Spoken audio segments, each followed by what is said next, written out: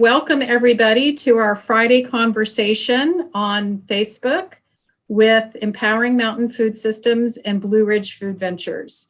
We're very excited to host today Smithson Mills, who is the director of Blue Ridge Food Ventures. We are talking with Smithson today. We're talking to Smithson today about what's happening at Blue Ridge Food Ventures. We had hoped to have a tour of the facility to let folks know what resources are available, but because of COVID, we're not able to do that. So in the interim, we're having this interview. We're creating some videos so folks can understand what great resources are there.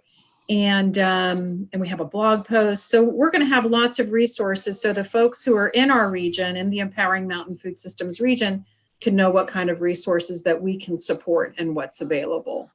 So Empowering Mountain Food Systems is a 3-year project. We're funded by the Appalachian Regional Commission, North Carolina Cooperative Extension, and the Cherokee Preservation Foundation. And we're about halfway through our project, and we're really eager to get folks who have a value-added business dream into Blue Ridge Food Ventures to make their dreams come true. And I wanted to show y'all, we have had one successful product come through Blue Ridge Food Ventures, this Heaven's Gate Orchard apple chutney. So your dreams can come to fruition. So what's your dream? So we're going to talk about that today. So with that, I'm going to invite Smithson into the room. So Smithson, can you talk to us a little bit about, what is Blue Ridge Food Ventures? How long have y'all been there at your facility in Inca? Who is your sponsor for that facility? And just tell us an introduction to Blue Ridge Food Ventures, please. Sure. So welcome, Smithson. I'm happy to be here. First of all, thanks for having me on today. It's a great opportunity to reach out to people throughout Western North Carolina and the state as a whole. Blue Ridge Food Ventures was established in 2005. Back in 1999, the AB Tech Community College was gifted former American Inca corporate offices.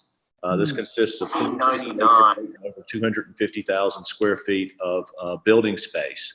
Of that, approximately 11,500 square feet was allocated for the development of a shared use food processing center. This was done under the direction of AB Tech's president, K. Ray Bailey, and it was a collaborative effort between the North Carolina Department of Agriculture, which I worked for at the time, Advantage West, which was the Regional Economic Development Partnership, and AB Tech.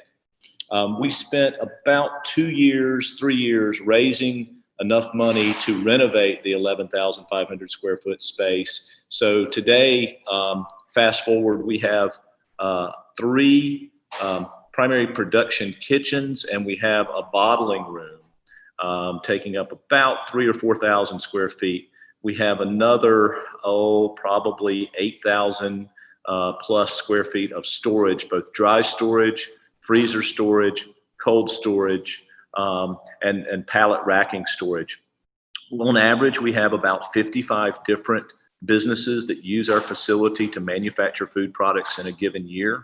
And that ranges from very, very small startups who've never made a food product before and just come in and get technical assistance from us on how to ramp up and how to make a product legally and also efficiently, all the way to fast growth companies that maybe they're hitting at a few $100,000 in sales in a year, and they've decided they want to get to that magic $1 million in sales. And I'm glad to say we've been able to help many companies achieve that dream. But probably more importantly, we've helped dozens and dozens of companies achieve the dream of financial self-sufficiency by starting their company and operating it successfully. Can you start, by telling us a little bit about the types of services y'all provide? It's not just kind of walk in the door with your raw product. I think one of the beauties of your organization is you have staff there that can help folks maybe, save money and learn you're really not ready yet. Why don't you consider this, or talk about that strategic Yeah. consideration. So, Laura, when someone comes in our door and they say that they want to make a food product, the first thing we want to know is, what do you want to make? And a lot of times it's something that maybe it's a family recipe or something that friends have loved for years and said, you ought to go out and make this commercially and sell it. And that's part of the equation, is knowing how to make a good product, but that is by no means the end all and be all of it. Getting into the food business is entering an industry, and it involves making sure that you're in regulatory compliance. So we sit down with people and explain to them that the food industry is a highly regulated industry, and you have to meet basic regulatory compliance in order to sell a product legally. This includes having a legal label. It includes, in certain cases, having nutritional information. And then there's certain business preparedness things that we really like our clients to have. They may not be absolutely necessary to legally enter the market, but your chances of success are going to be much greater if you have a business plan. And I'm not talking about a business plan that's just right up here, one that's written down that really lays out the cost of goods sold. How much does it cost to make your product? Where are you going to sell it? Who's your competition? What's your profit margin on a per unit basis going to be like? And if we can help a client answer those questions before they even start to manufacture, we're going to set them up to be more likely to succeed in their businesses. Right, and that's the beauty of our project. When we were envisioning this project and when we were writing the grant, one of our main partners in this project are the small business centers in the region. And small business centers work one-on-one with clients to do that, to pencil out. And it's like you said, people have it in their head and they're like, oh, I don't need to talk to an accountant. I don't need to understand the cost of production, the cost of goods sold. And so for us to work with us and receive this support that we have, which I'll go over in detail, we do require folks to have at least, maybe not a full-blown business plan, but at least an enterprise budget to where they understand, what they're getting into. And then, folks have benefited from talking to Michael McDonald. So Smithson, can you share a little bit who Michael is and what his role is there? Michael McDonald is our general manager, and he is also our client services manager. So when you call Blue Ridge Food Ventures and you want to schedule an appointment, you're going to get, most likely, Michael's going to be answering the phone, and he's going to talk with you about your product and where you want to go with your business. And Michael is really our onboarding specialist. He can really assess where you are, and he's spoken to hundreds of food businesses over the years. So he really knows where people need to be in a competitive space to be able to succeed. So after the conversation, if you feel like after what Michael's told you about what it takes to come in, you feel like it's a worthwhile endeavor, then he'll schedule you for a site visit. And you'll come in and we'll give you a tour and we'll show you a lot of neat equipment. Right behind me, as a matter of fact, we've got a very nice automated bottling line. I don't know if you can see it very clearly, but probably about $1.5 million worth of product go through that bottling line every year.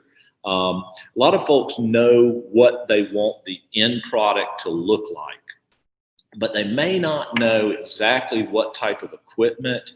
That includes processing equipment, cooking equipment, and packaging equipment that they need to make that finished product. So that's where Michael can come in. He can see what type of product you want to have as that the consumer is going to buy, and then he can consult with you on the best way to make it so that you're making it in an efficient manner. And when you make a product very efficiently, you're lowering your cost of production and you're increasing your profit margin on every unit that you sell.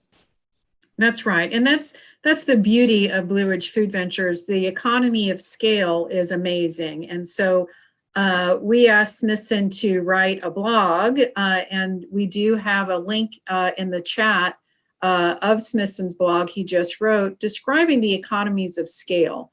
We are out here in southwestern North Carolina, and folks are like, I really don't want to drive over the mountain. I really don't want to go to Asheville. But they're on the west side of Asheville, for one. And it's not like what many of us are hearing about Asheville these days. There's no place to park. They have a wonderful big parking lot. And the economies of scale and the speed of production and the quality that you're going to get from using this type of facility is so much higher on all of those levels. And so I encourage you to read that blog and think about that when you're thinking about production. And this is definitely a ramping up thing. This is, you moving beyond your at home bottling your salsa at home or your hot sauce at home. You've identified your market, because when you produce there at Blue Ridge Food Ventures, you're going to have a lot of product at the end. So we want to make sure that you know where that's going. And you don't have to rent a storage facility for all. Yeah, and a lot of people do wonder, why should I drive an hour and a half to come over? And I would say for most of Western North Carolina, the drive is not an hour to an hour and a half. But we're, like you said, we're in Candler on the western end of Buncombe County, and we are less than 15 minutes from Canton. We're about 20 minutes from Waynesville, and we're about 40 minutes or so from Silva. When you get a little bit further west towards Cherokee and Andrews, yeah, we are clocking out over an hour's drive. But to put that into perspective, we've had clients drive, we have clients drive from Charlotte, from the Triad area. We've had clients drive as far away as Durham to come and use our facility. And why would they do that? Because they can produce so much product in a single day or maybe a day and a half or two that they can go home and spend a month, 2 months selling what they've made in only 2 days here. And that's when you're talking about the economy of scale. We're not asking you to move to Asheville to make your product. But for instance, we have a client from the high country area around Boone who comes in and makes his product about once a month, comes in and makes a couple thousand bottles of his sauces and takes it back and sells it at the farmer's market. Now, he and his wife probably could access some closer facilities, but they're comfortable with us. They know how we work, and they just have this comfort level with us. And for them, an hour and 30-minute drive to come use us once a month is well worth the investment of time. Smithson, because of COVID, of course, we're really glad y'all did not have to shut down. So can you talk a little bit about how you are managing that? I would imagine that scheduling is paramount. Folks can't just pop in. Right. Well, even before COVID, we have never been a facility that is open to the public. Everybody who comes in as a user has to schedule their visitation. Now, if they are a registered user, then they are given a passcode to use. We have a key code door. So every user has a unique key code, so they can come and go as they need to. But for using the kitchen, everything is scheduled in advance. And I mean well in advance. This is often a problem where people will call us up and say, I need the kitchen on Thursday. They'll call on Monday and say, I need the kitchen on Thursday. That doesn't usually work. We really need scheduling done several weeks, probably a month out. And that helps everyone. As far as COVID is concerned, we take it very seriously. I'm not wearing a mask right now, but I am wearing a mask 90% of the time that I'm in this facility. And we require those masks. We require hand washing, and we also have temperature monitoring upon entry to the facility. We have a lot of businesses that depend upon us, and one COVID outbreak here would shut us down for a few days, maybe a week, and that could really hurt people's bottom line. So we are very stringent about that, and everybody, all of our clients take it very seriously too, and it's not an option; it's mandatory. Right. Thank you. As I mentioned, we were there. We were filming last week, and I can attest that. It's a really tight ship. It's a pristine facility, and folks are there to work and to be safe. And so we're very grateful for that. So Smithson, can you talk a little bit about the idea of what types of products come by there. We have a lot of folks who are interested in meat processing. Mm-hmm. Oh, and I know that's a hard stop. That's a hard stop. Yeah. We entertain the manufacture of FDA inspected products as well as county health department inspected products. County health department is basically catering. Catering means that you are serving a hot food item to an individual or individuals who will consume it upon purchase. They're not going to take it home. It's not packaged. The primary examples of catering are caterers, people who prepare meals for weddings and things like that, and food trucks. Food trucks are also caterers, and we have a handful of food trucks that use our facility as well. The larger, say the growth companies that we entertain are all under FDA inspection, and I think the broader term we should use is consumer packaged goods. Consumer packaged goods means food items, drinks, natural products, cosmetics, and nutritional supplements. And we're able to entertain the production of all of those types of items here. What we're not able to handle is meat processing.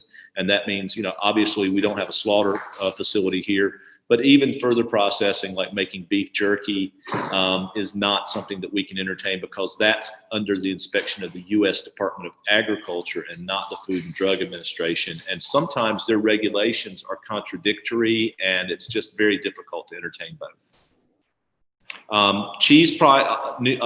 Dairy products and cheese products, that is also under USDA. It's not a hard stop, but it's from a regulatory standpoint, it is more difficult for us to entertain that, but we're willing to work with people that might want to use us for some dairy processing. Right.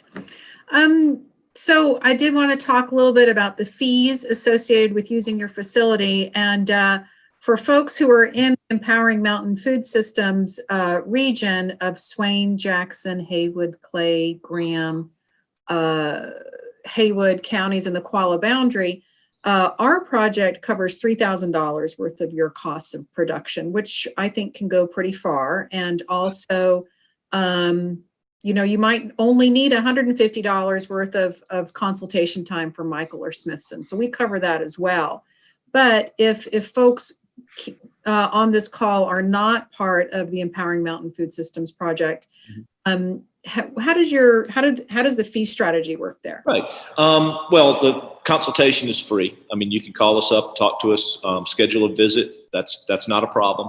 If you decide to use the facility, our fees start at $31 an hour for production facility use. That's kitchen use. A lot of startups consider that to be a little bit pricey. But I asked if it were simply to come into a bare kitchen with a stove and an oven, I would agree. But we have a lot of very nice packaging and processing equipment, pneumatic fillers. The bottling line behind me is about an $80,000 set of equipment, different types of equipment cobbled together. We have steam jacketed kettles that cost about $14,000 or $15,000 each. We have tilt skillets, 10,000 plus. A number of something called a combi oven, which provides moisture and heat, and you can modify that to do all types of different things. That's a $24,000 piece of equipment. The bottom line on hourly use fees, Laura, we like to say, let's convert that to a per unit cost. And what I say is that if you can't make 6 times the amount that you're paying us in value of your sales value, you either shouldn't be here or we should be looking at how to make you more efficient. To give you a real quick example, we have a client who comes in once every 6 weeks or so in about a 10-hour period with 5 or 6 employees. He makes 1,500 to 2,000 units of his product. So he's paying us $31 an hour, which is $310. He's walking out with, let's just say 1,500 units that he's going to sell at wholesale at $3.50 to $4 a unit. And then half of it, he's going to retail at $7 to $8 a unit. So he's going out with probably $6,000 to $10,000 worth of sellable product for a 10-hour production run that's costing him $310. So when you put it on a per unit basis, it's pennies on the dollar of what he's able to make.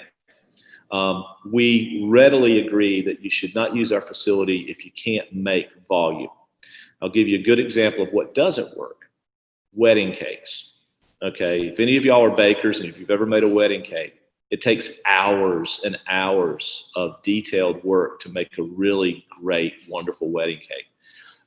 You're probably not going to recoup. You might get $200, $250 for a very nice wedding cake, and you might spend $75 to $80 making it here, maybe even more, maybe $150. It's just not going to work for you. So we do focus on product that can be made in bulk so that the individuals using our facility are going to make a hefty profit on what they sell. Okay, great.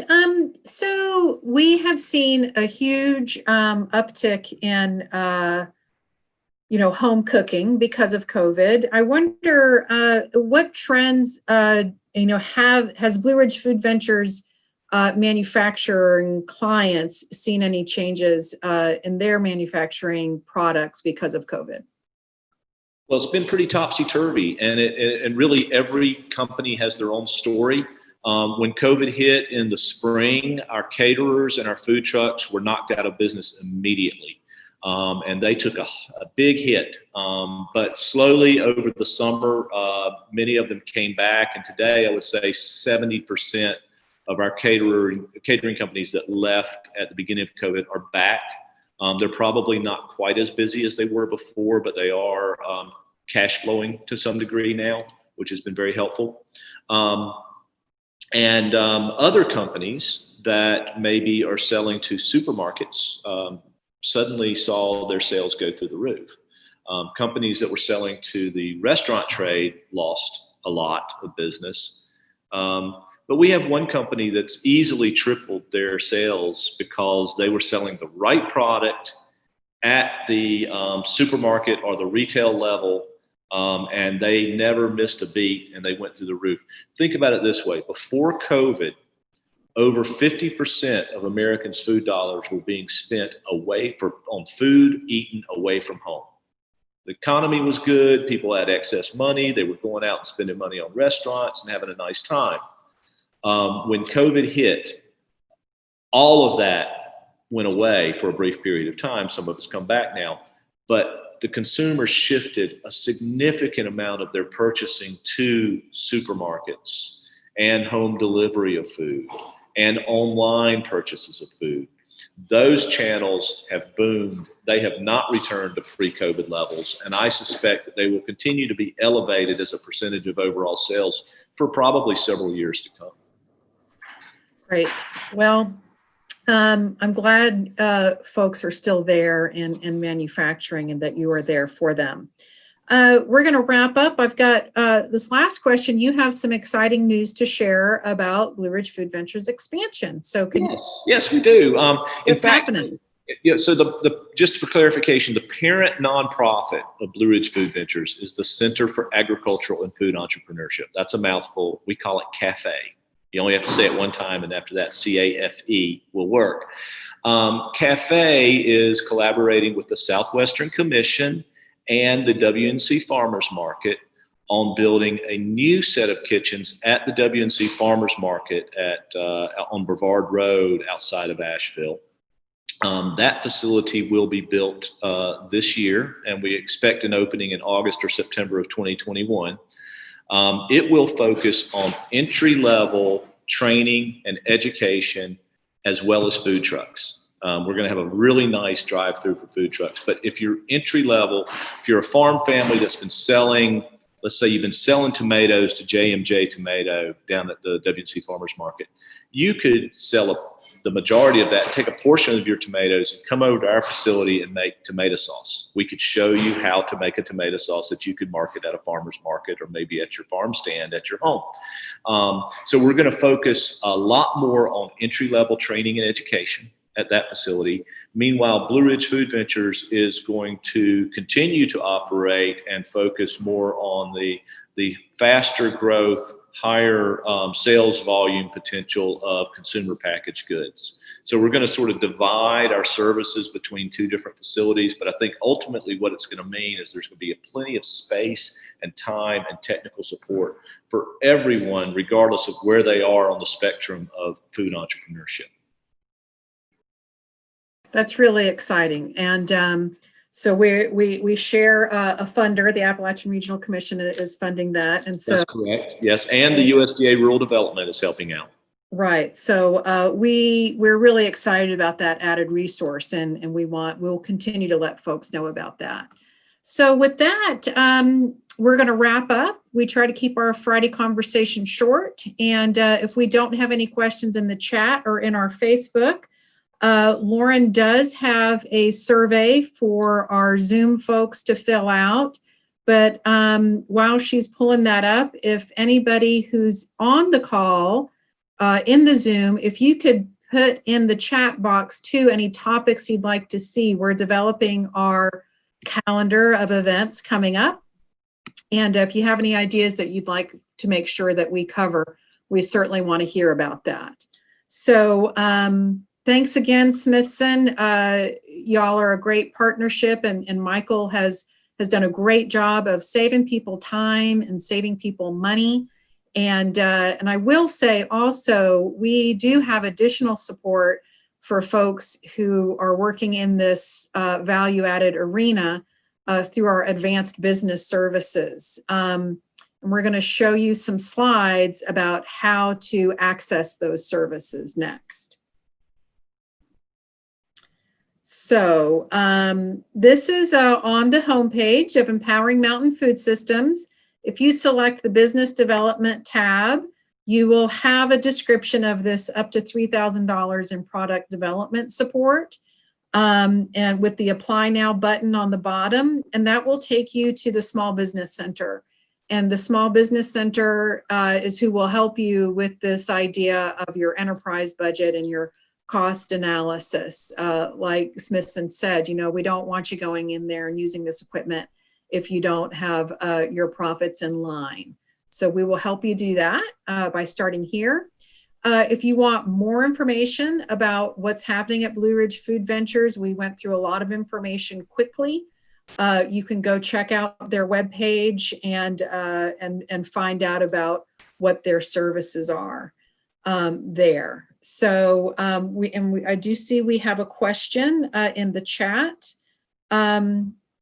Let's see. I'm wondering if this facility is more helpful for products that don't need baking. That's a good question. I will say, while standard baking, if you're talking about doing rolls or pies, we do have convection ovens, but to make product in quantity, you need a continuous flow baking. So you put something on a conveyor and it goes through an oven and comes out the other side baked. We don't have that. But we do have certain types of baking equipment, such as the combi oven, which was crucial for one of our successful graduates, No Evil Foods, makes what they call plant-based meat products, so faux Italian sausages and things like that made out of plant ingredients. Over $1 million worth of their product was formed and baked and then packaged through that little combi oven before they graduated. They now have 100 employees, and they have their own facility up in Weaverville. But it started out with a husband and wife just using our little baking equipment, because they did a product that's sort of a combination of meat processing and baking. So my answer to the question is traditional baking. It can be done, but it can't be done at an economy of scale that we would like. But if you've got a unique product that requires a baking process, there are possibilities. Great. Thanks so much, Smithson. Well, I hope folks will take that poll, and here's my contact information. I am based here in the Qualla Boundary at the Eastern Band of Cherokee Indian Extension Office. We have a wonderful partnership here. So I encourage you to give me a call. You know, many of us are working remotely, so feel free to call that cell number. And I do check my office voicemail, and of course my email is there as well. But and until we meet again, have a good weekend, everybody, and stay safe out there. And thanks again, Smithson. We really appreciate it. Happy Halloween, everybody. Okay. Be safe. Bye-bye.